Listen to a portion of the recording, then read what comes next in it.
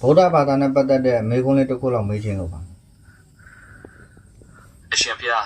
မေးမြန်းလို့တာကိုဖြေချပေးဖို့အတွက်အသင့်ပါပဲခင်ဗျာ။ဘာများမေးမြန်းလို့ပါသလဲဖျား။ဒါဆိုဟုတ်ပြီမေးမယ်။ဗုဒ္ဓကသူကိုယ်တိုင်ဟောခဲ့တာက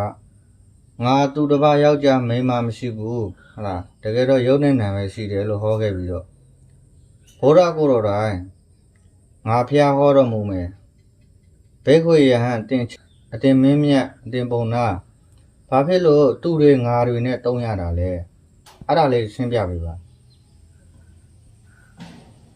အရှင်ဖျားဒီမေကွန်းကပညာသားပါပြီးအလွန်ကောင်းမွန်တဲ့မေခွန်းတစ်ခုဖြစ်ပါတယ်ဗုဒ္ဓဘာသာမှာသစ္စာတစ်မျိုးရှိပါတယ်ဖျား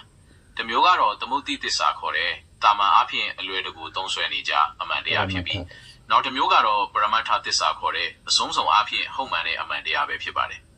ဗုဒ္ဓမြတ်စွာဘုရားကအနတ္တတရားကိုဟောကြားတဲ့အခါမှာပရမတ္ထသစ္စာအဖြစ်ယုံနဲ့နံပဲရှိတယ်လို့ဟောကြားခဲ့တာဖြစ်ပေမဲ့လူသားတွေချင်းချင်းဆက်သွယ်ပြောဆိုတဲ့အခါမှာတော့ဓမ္မတာအဖြစ်ငါသူယောက်ျားမိန်းမလိုမျိုးသမုဒ္ဒိသစ္စာသုံးလုံးတွေကိုအသုံးပြုရပါတယ်။ဒါဟာတရားဟောတဲ့အခါမှာပရိသတ်နဲ့ထိတွေ့ဆက်ဆံဖို့အတွက်လိုအပ်တဲ့နည်းလမ်းတစ်ခုများသာဖြစ်ပါတယ်ဗျာ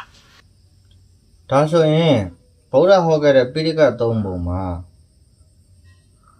ဒီအဘိဓမ္မာဒေသနာတော်ကိုအဘိဓမ္မာပိဋကတ်ကိုပရမတ္ထသစ္စာနဲ့ဟောခဲ့တာတော့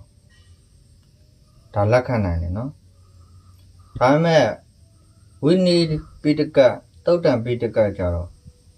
ဘယ်ဒေသနာနဲ့ဟောခဲ့တာလဲသမုဒိသစ္စာအမြင်နဲ့လားပရမတ္ထသစ္စာအမြင်နဲ့ဟောခဲ့တာလားအရှင်ဖျားဝိနည်းပိဋကတ်နဲ့သုတ်တံပိဋကတ်တော်တွေကတော့အဓိကအဖြစ်သမုဒိသစ္စာကိုအခြေခံပြီးဟောကြားခဲ့တာဖြစ်ပါတယ်ဗျာဒါဟာတာမန်လူသားတွေနားလည်လွယ်အောင်ဓမ္မတာအသုံးနှုန်းတွေဖြစ်တဲ့ယဟန်လူငါသူတို့ကိုသုံးပြီးတော့ကျင့်ဝတ်သိက္ခာနဲ့တရားဓမ္မကိုဆက်သွယ်ချပြခဲ့တာဖြစ်ပါတယ်ဒါပေမဲ့အဲ့ဒီဝိနည်းနဲ့သုတ်တံတွေရဲ့အတွင်းကျတဲ့အနတ်အတိတ်ပဲတွေမှာတော့ပရမတ္ထသစ္စာရဲ့သဘောတရားတွေတည်ရှိနေဆဲပဲဖြစ်ပါတယ်ဗျာအရှင်ဘုရားအနေနဲ့သုတ်တံပိဋကတ်တစ်ခုခုရဲ့ဥပမာတစ်ခုခုကိုသုံးပြီးပို့ပြီးရှင်းပြစီချင်ပါတော့ဗျာ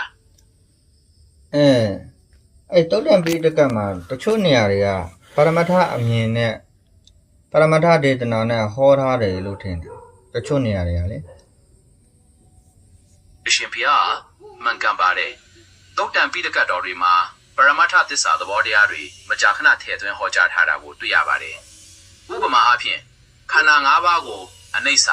ဒုက္ခအနတ္တလို့ခွဲခြားပြတဲ့အခါမှာပရမတ်သဘောတရားတွေကိုအခြေခံထားပြီးဟောကြားခြင်းဖြစ်ပါတယ်ဒါဟာယဟန်တော်တွေကိုတာမန်ဒိဋ္ဌိကနေလွတ်မြောက်ပြီးတကယ်အမှန်